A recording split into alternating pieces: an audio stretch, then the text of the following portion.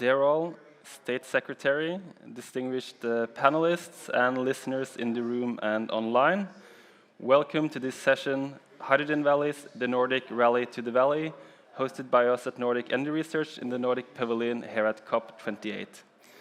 My name is Kevin Johnsen, I'm the COO at Nordic Energy Research, and I will be your moderator today. Nordic Energy Research is an institution for joint energy research and policy cooperation under the Nordic Council of Ministers. The aims of our works include increasing cooperation on sustainable forms of energy, stimulating the development of new and competitive energy solutions, and supporting the Nordic region's green transition to carbon neutrality. On your chairs, you can find a postcard with information about how you can connect with us and stay updated on our work. When the Nordic ministers met in Reykjavik in October this year, they stated that it's impossible to electrify all energy consumption. It is important to work on hydrogen, ammonia, and electrofuels, new technologies that will facilitate the green transition in different sectors difficult to electrify. Our contribution from Nordic Energy Research is that we this year have funded 5 projects through our Hydrogen Valleys as Energy Hubs program, together with the other Nordic research financiers. A program that we hope will show the potential of hydrogen to become a zero-emission energy carrier in the Nordic countries by demonstrating solutions that service the entire hydrogen value chain. Today, we want to highlight some of the important work that is being done in the Nordic countries, but also to get a perspective on the concept of hydrogen valleys from our neighbors in the West. So together with Daniel Westlén, Dolf Gielen, Ada Jakobsen, Catherine Raw, and Rikke Olufsen, we will dive into the world of hydrogen valleys, exploring the production and transportation of hydrogen, e-fuels, and new energy hubs in the Nordic countries and abroad. First out is Dr. Daniel Westlén. Please give him a warm applause. So, Daniel is the State Secretary to the Swedish Minister for Climate and Environment. You studied at KTH Royal Institute of Technology, where you earned a doctoral of philosophy and science, and later you have worked at Vattenfall, at the Swedish Nuclear Fuel and Waste Management Company, and also at the Liberal Party's Secretariat. You have been the council member at the Swedish Association of Graduate Engineers and the director at the Swedish Center for Nuclear Technology. The floor is yours, Daniel. Thank you. Which mic do I use? This one. Yeah, so they put a reactor physicist in a state secretary in the environmental ministry, and then they closed down the environmental ministry by merging it by the Ministry of Enterprise. I guess you can imagine what kind of reactions this gave in some parts of the Swedish political debate. Now, I think that this was rather logical, because energy is at the core of the climate change and the mitigation work, importantly. We have to do lots of other things, but if we don't fix energy, we can't make it. So, putting someone who worked with energy in the center of this in the government makes sense. Today we talk about hydrogen. We see in Sweden a massive demand for hydrogen. We see a massive demand for clean hydrogen. I mean, the point of, I would call it electrification, but I call hydrogen indirect electrification, because most of this hydrogen that we see that we need will have to come from electrolysis. We have a growing demand from the steel industry. LKAB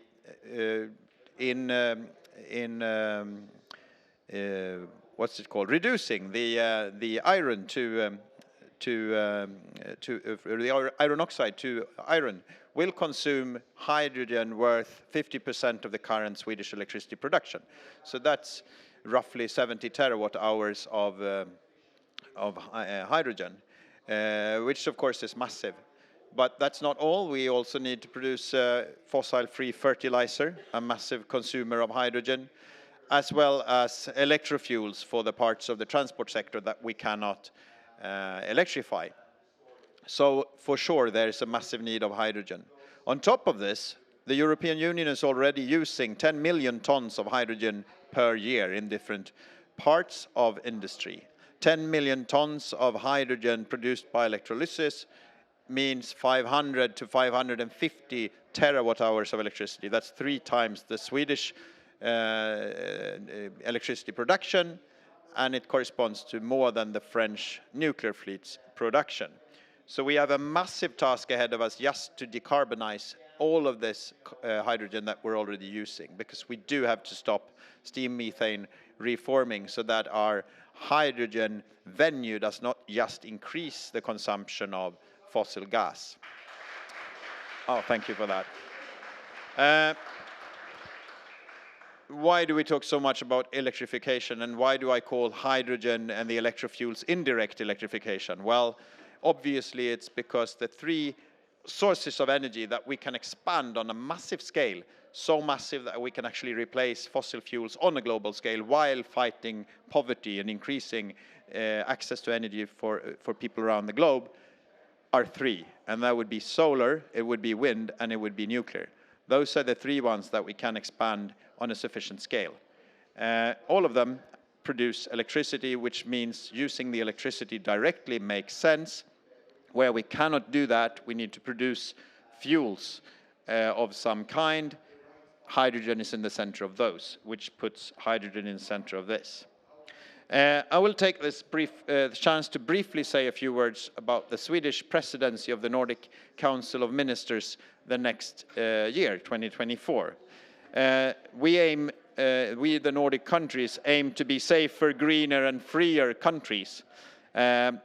We are on our way to becoming the most sustainable and integrated region in the world. And obviously these are the priorities for the Swedish presidency for next year. Standing together in the Nordic countries makes us stronger. And actually we're kind of important in on the global scene when we are working together. On top of that, the Nordic countries are at the forefront of innovation-driven climate mitigation work. Our green tech companies export their technologies to the rest of the world and have a really big impact as exporters of green technology. Also, our export of products and services produced with very low carbon energies have a significant impact on consumer emissions all around the world already. So there is great potential in the Nordic countries and in further improving both exports of products and of green tech.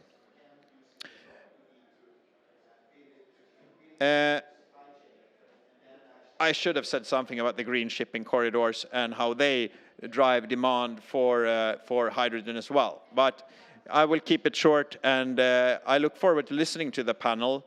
I will make some notes, and then I will see what kind of comments I have in the end. So I will leave it to you. Thank you.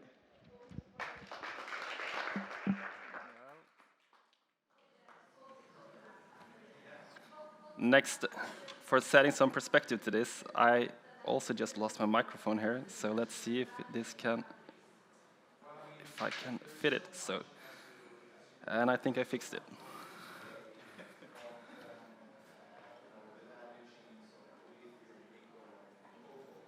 Yes, so thank you.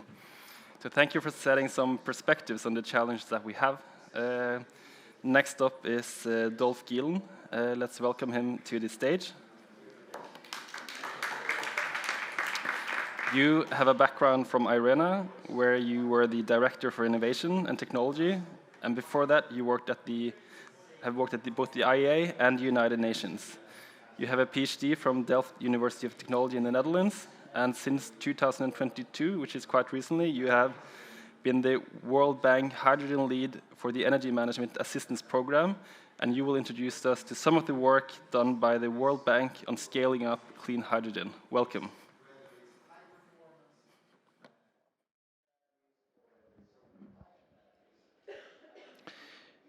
Yeah, thank you very much, Kevin, and many thanks to Nordic Energy Research for having me here. I wanted to say a few words about a publication which we have issued ahead of COP, Scaling Hydrogen Financing for Development, and put that a little bit into context. It's something we did together with the OECD and Hydrogen Council and the Global Infrastructure Facility in support of the Breakthrough Agenda. And so we are ramping up our hydrogen work. We see a very important role for exchange of international best practice. And so Scandinavian best practice, of course, is very important in that context. We have a Hydrogen for Development Partnership that has now nearly 40 partners, but that includes RISE, the Research Institutes of Sweden, and that includes also the Center for Hydrogen Energy Systems, CHES from Sweden. So, and of course, we're happy to consider also Norwegian, Danish, and Finnish participants going forward. And what we do is exchange on best practices. For example, we're currently organizing a study tour for Indian government to the Swedish cluster to learn from that best practice there. So if you look at the Scandinavian best practice, it's of course there is a very impressive and long-standing commitment on the government side for decarbonization. But also I think the close cooperation between the public and private sector is quite unique. The region is unique because it has such a high share of renewable power, which makes it easier to shift to also renewable or green hydrogen. And the approach with hubs or clusters such as Norrbotten is also interesting. I understand there's at the moment a little bit of discussions ongoing on iron ore supply, but I'm sure that will be resolved soon. But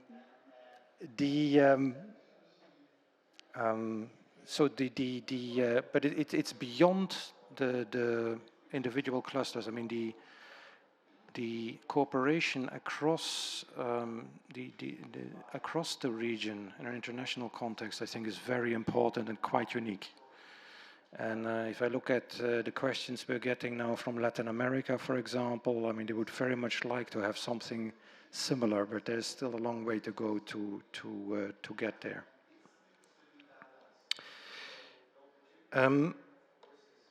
Now, in a developing country context, what we see is that there is plenty of good ideas to do projects and intent. The problem is if it gets to front-end engineering and design, there's virtually no projects. So everything is stuck in the early stages. And the question is, how do you de-bottleneck that pipeline and get it to a final investment decision?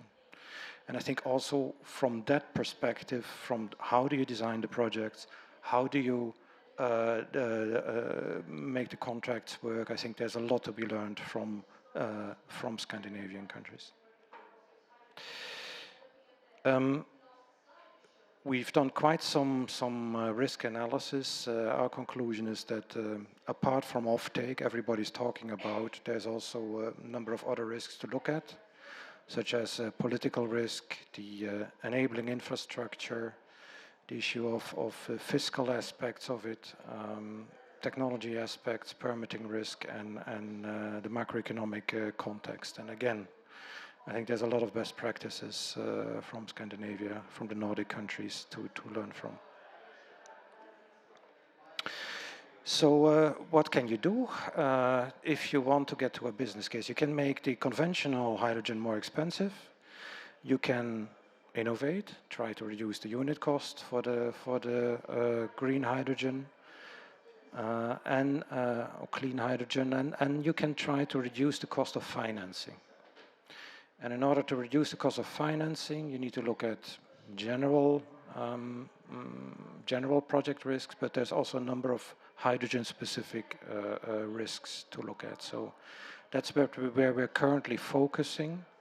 And we're putting together a 10 gigawatt initiative with the idea of getting 10 gigawatts of green hydrogen projects to final investment decision in developing countries in the next 3 years. And we do that from different angles. So from government support through IBRD. but also private sector support and also risk mitigation instruments through the Multilateral Investment Guarantee Agency. So that's where we are, and we're ramping up our engagement in hydrogen, and we're very happy to engage more closely also with the Nordic countries on this. Thank you.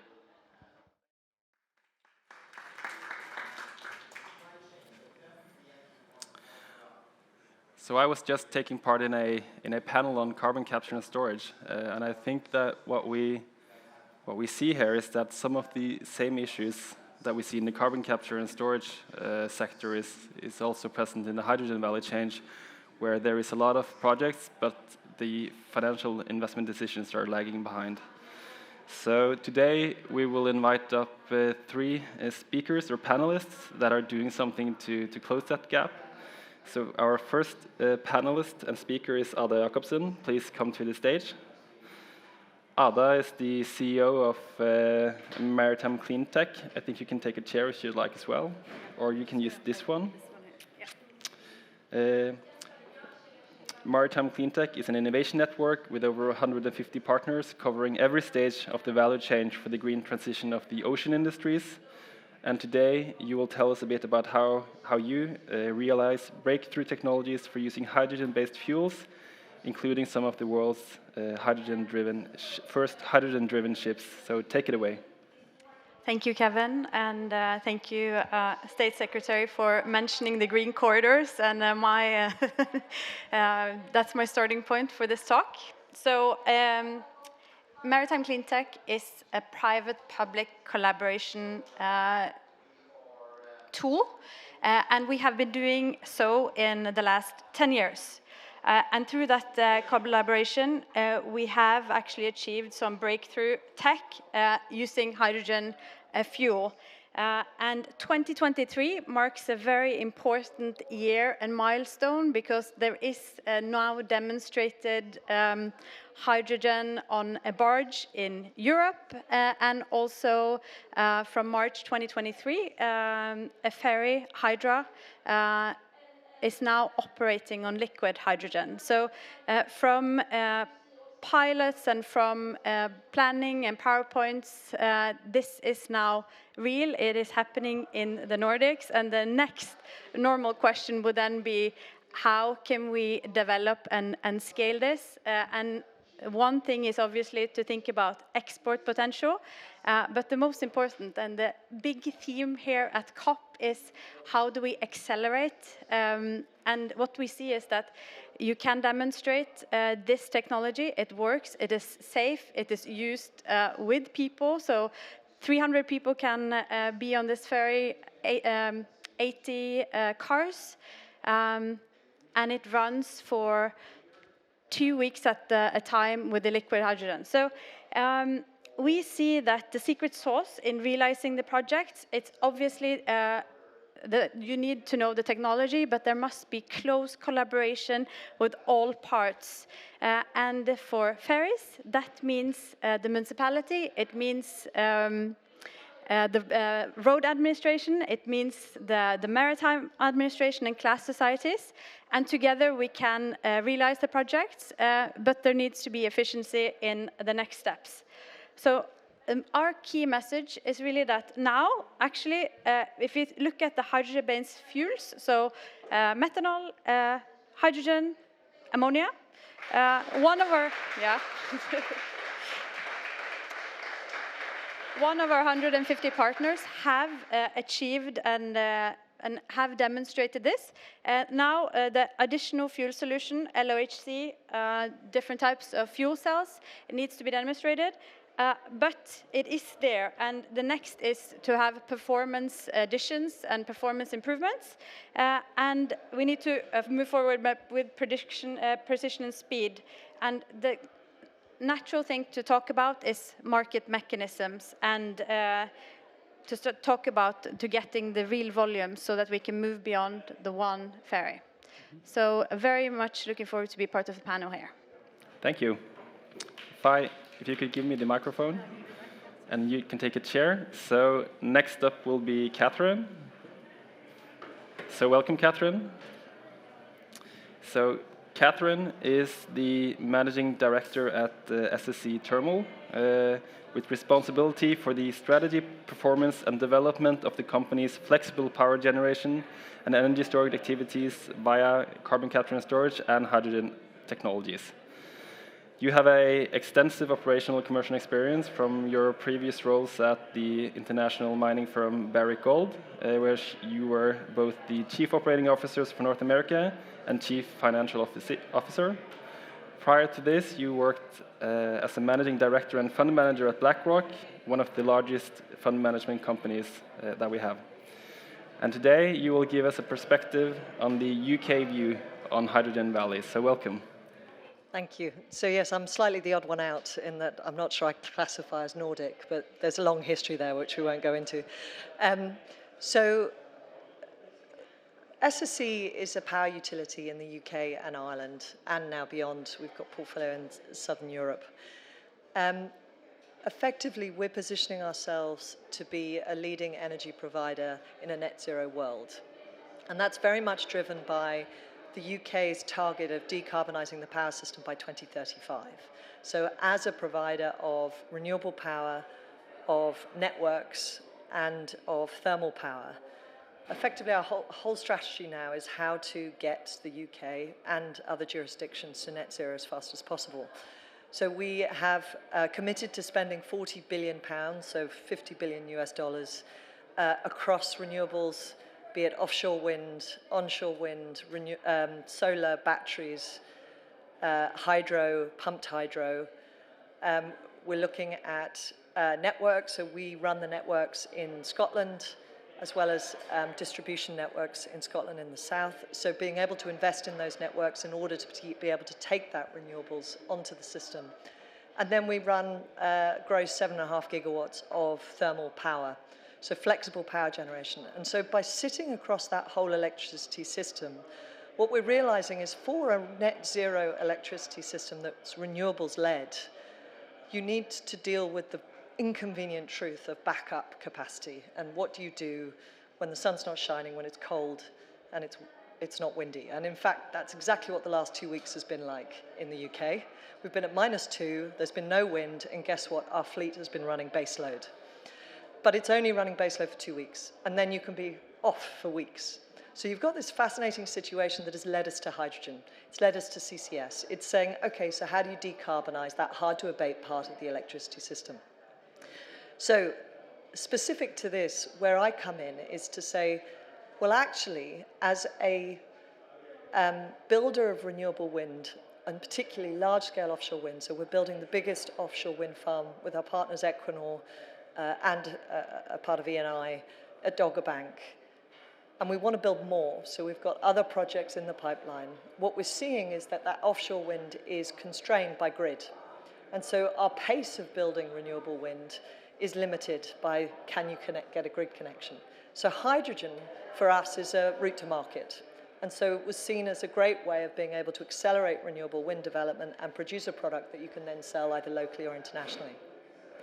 The flip side, as a thermal power generator, is that I need a low-carbon fuel to be able to deliver thermal power generation at scale. Now, I can either do that through power CCS, which was what the last conversation was very interesting about, or I can do it via hydrogen.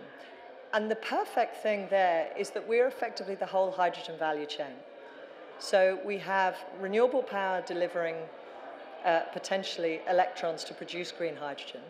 We have gas storage facilities in salt caverns in Yorkshire that can convert and be developed into the storage solution for hydrogen. And we are the off-taker in potentially the hydrogen power stations.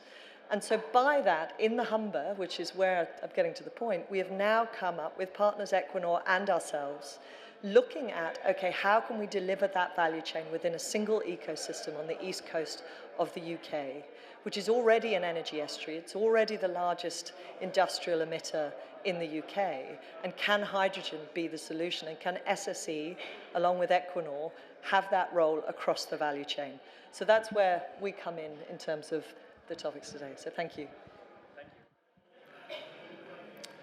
you. Next up is Rikke Olufsen. Please come to the stage. I'm not sure which mic you'll get. Yeah.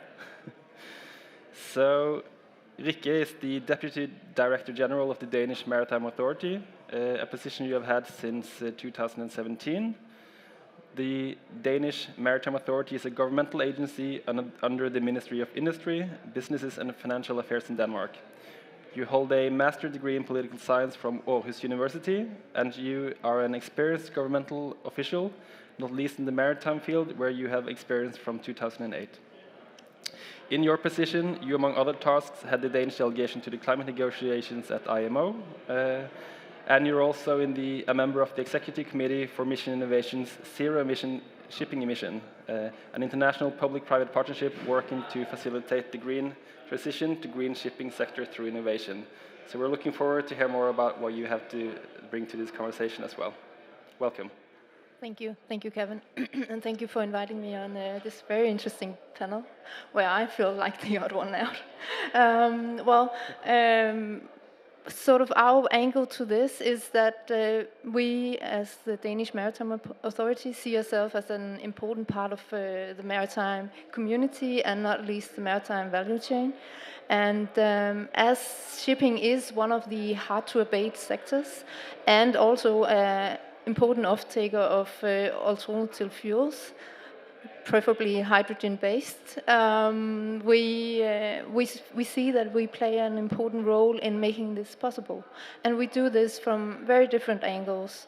First of all, of course, we see it as our most important task to send the signals from the negotiations in the IMO, sending a clear signal to industry that they should invest and that we expect them to decarbonize. Secondly, we try to promote this through private-public partnerships.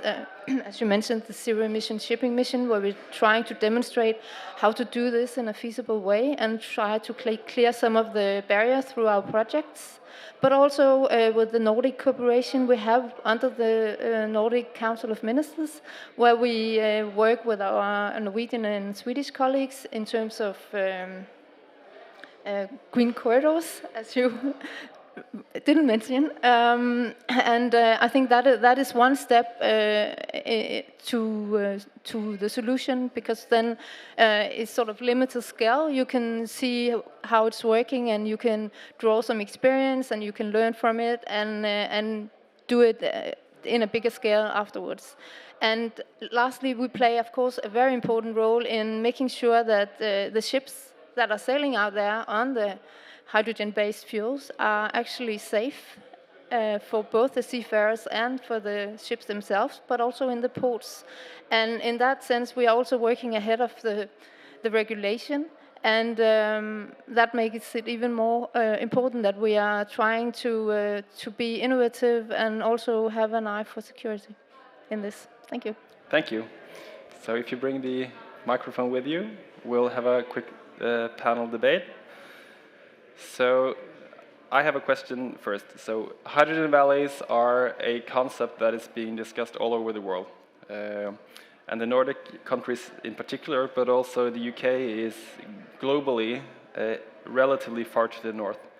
Are there any special characteristics of a hydrogen value chain in our countries that makes them different than they would be in other countries? Are there any specific characteristics that would be relevant for the North European hydrogen value chains? I can answer that question insofar as I think what makes the Nordic countries and the UK unique is the North Sea, actually, in the scheme of things. Because either the gas economies that have been created, at least in the UK, and therefore the industrial clusters that have resulted, are directly linked to the continental shelf and the fact that there was gas. And now that's translating into the logic of hydrogen and offshore wind. And so what you've got is, you've got a source of plentiful energy, I suppose, and it's being located on coastal regions that are able to get it to the user very quickly. So it's having the source of hydrogen close to the off-taker. And in the unique situation in the UK, which I don't know is as relevant in other Nordic countries, it's then the salt caverns that come with that. So you have your value chain in a cluster that allows you to build a hydrogen ecosystem relatively quickly. Ada, would you say that that's true for the Norwegian side as well? I was nodding while my colleague here was speaking. I think it's a key, this North Sea point there. So what we are seeing with the projects that go beyond the ferry sector is that and the most forward-leaning and the most promising are the ones that are for offshore windmills, for instance, and for the energy sector.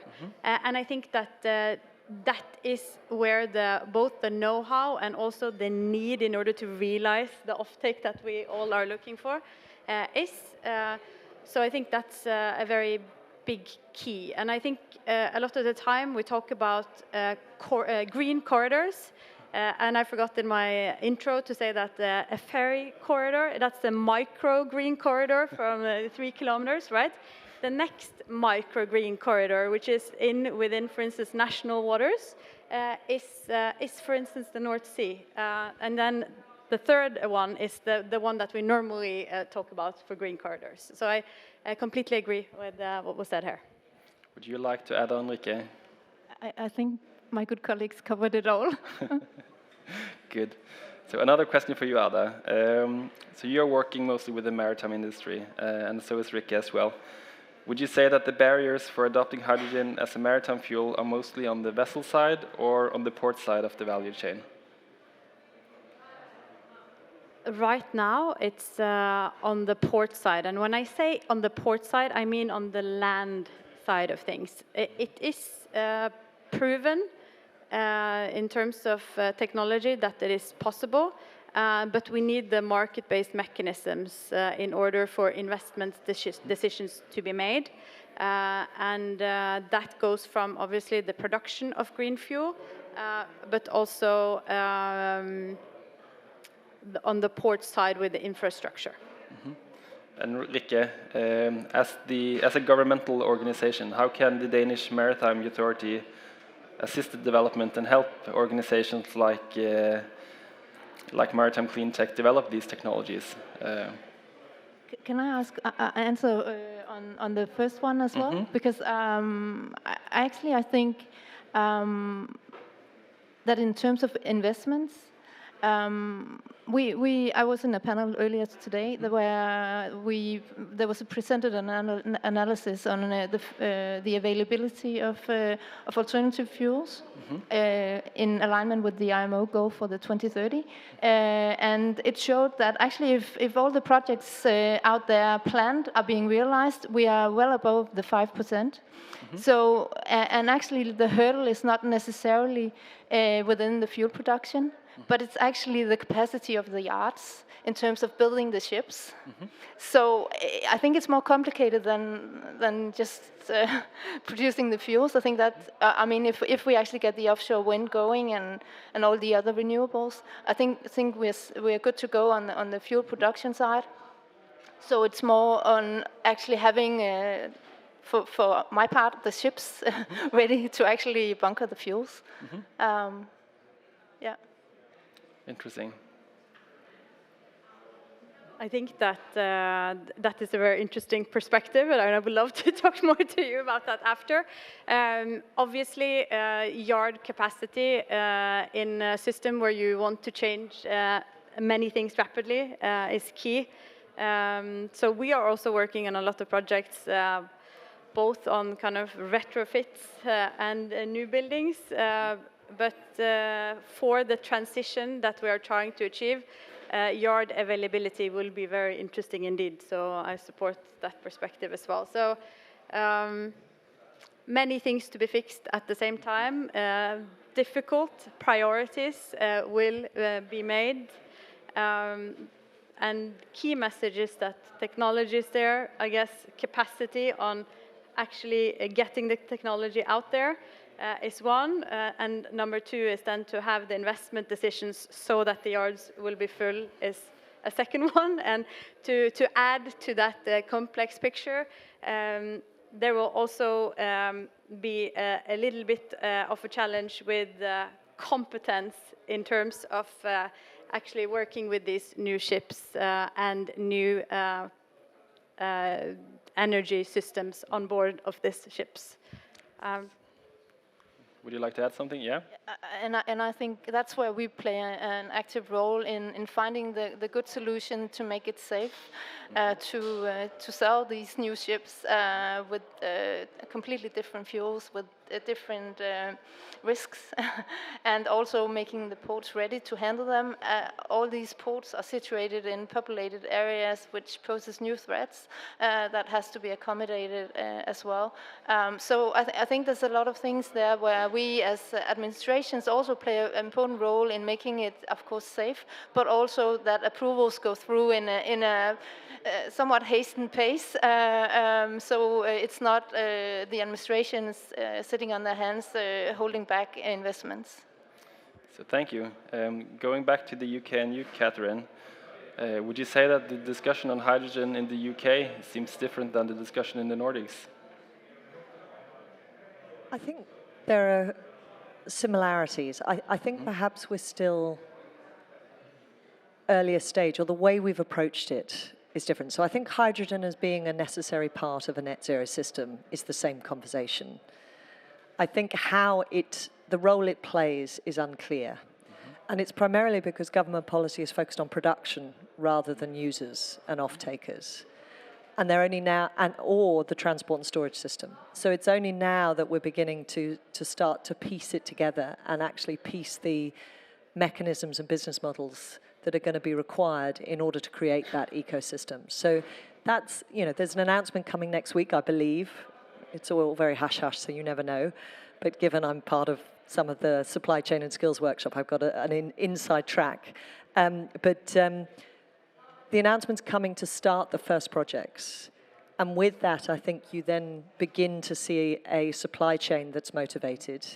You begin to see a transport and storage network that is going to get planned. And with that, you can begin to see where your offtake should be located.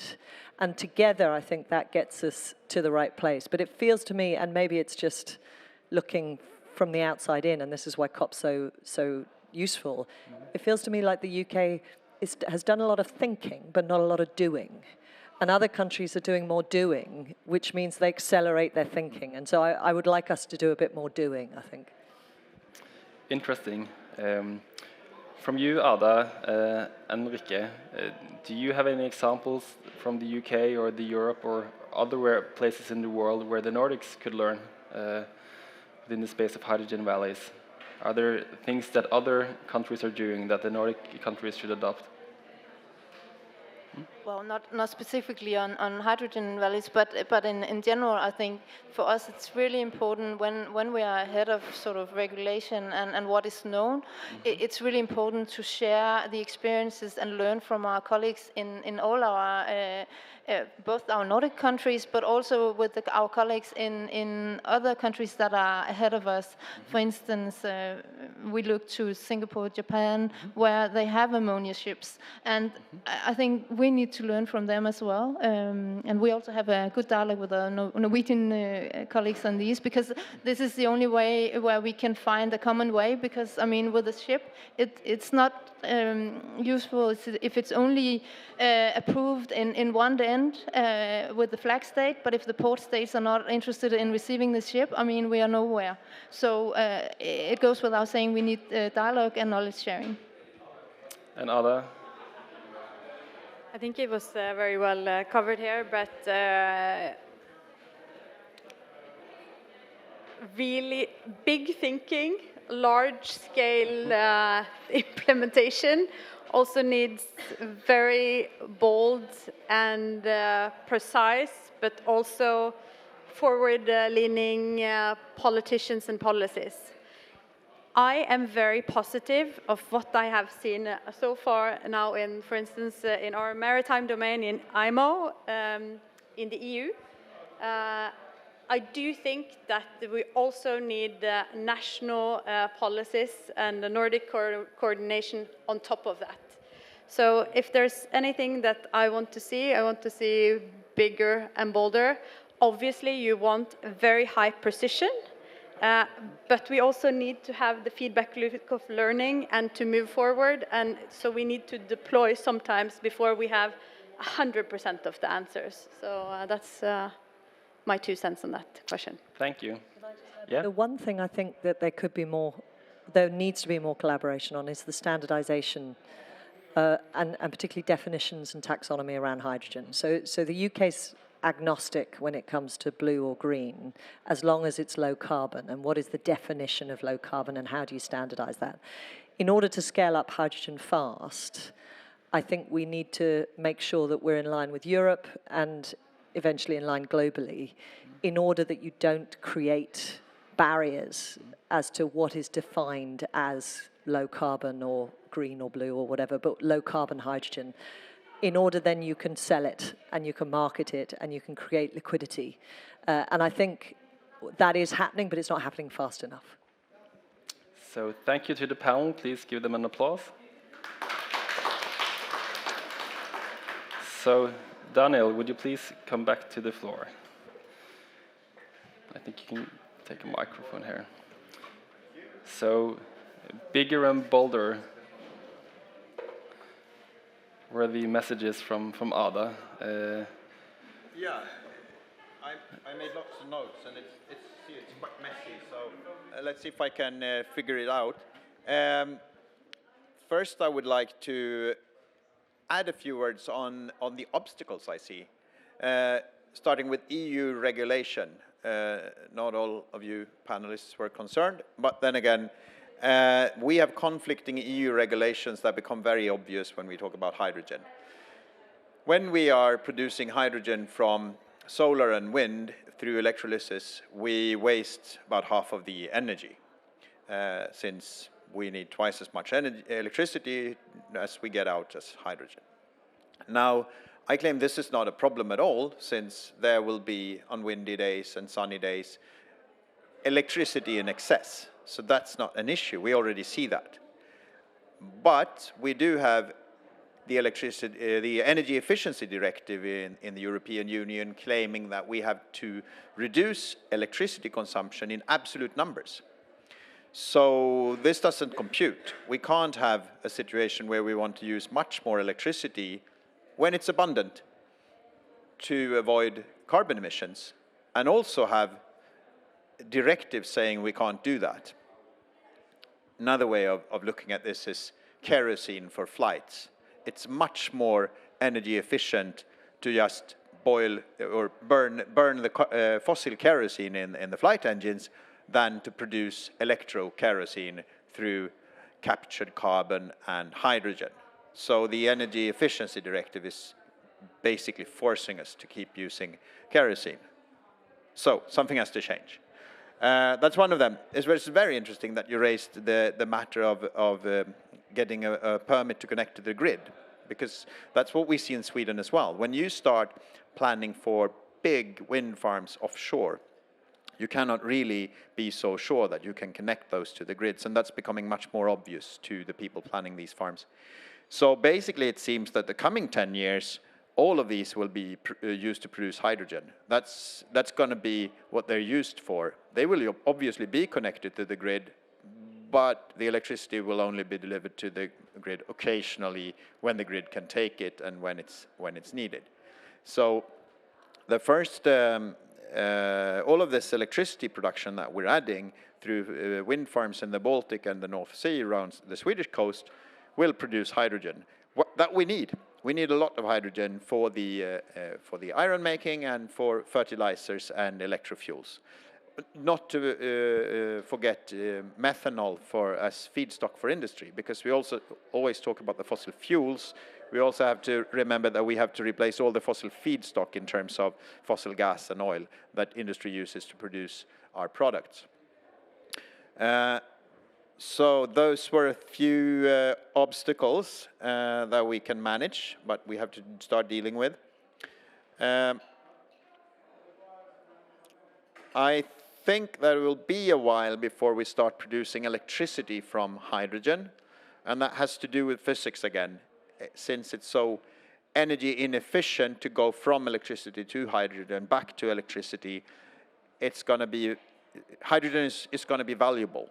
And there are going to be many uses for hydrogen, which has a high that high added value of using the hydrogen.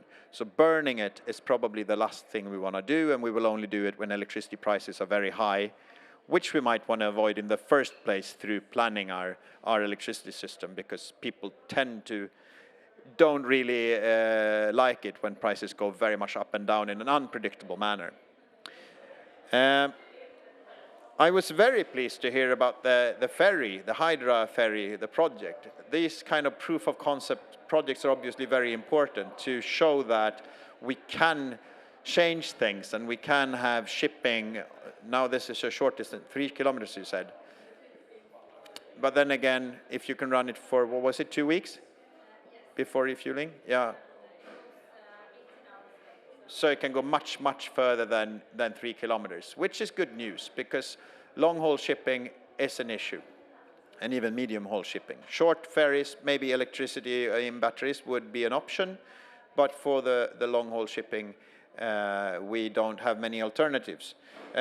Good news, though, that came earlier this week was that Bill Gates, together with Ørsted, is investing in a methanol fabrication plant producing non-fossil methanol in Örnsköldsvik in Sweden for ships. Yeah, very good news. I was so glad to hear that it's finally happening. That kind of relates both to the Nordics, to hydrogen, and to shipping. So I thought that was a very good example to raise. Yeah. Finally, I think the Nordic collaboration here has very big potential, and that is because we are culturally alike, and we enjoy, especially we Swedes, enjoy hanging out with the rest of you. But then again, it's also because of the physics of the pipelines. To become a bit technical, you know, electricity lines are not that efficient. They take up a lot of space, and they don't really transfer that much energy. But pipelines filled with hydrogen, they can transfer enormous amounts of energy without really being noticed. So chances of moving around big chunks of energy are very good with hydrogen pipelines. And you see that already in the northern parts of Sweden and Finland, that we have well-established plans to build pipeline networks for hydrogen to connect the Swedish and Finnish industry and the producers of hydrogen. So maybe the summary will end with that Nordic collaboration quote. So thank you so much. It was very interesting to listen to. Thank you as well, Daniel. So thank you to the speakers, Daniel, Dolf, Ada, Catherine, and Rikke. Could you please come to the stage, and you'll each get a small gift from us at Nordic Energy Research. But also thank you to the listeners in the room and online. In just a few minutes, we will have a Nordic Energy reception, and that means at some point we will need to empty the room so that the invited people can get in. But if you want to wait around, you might be lucky and secure a leftover spot. So thank you, and see you tomorrow here at the Nordic Pavilion.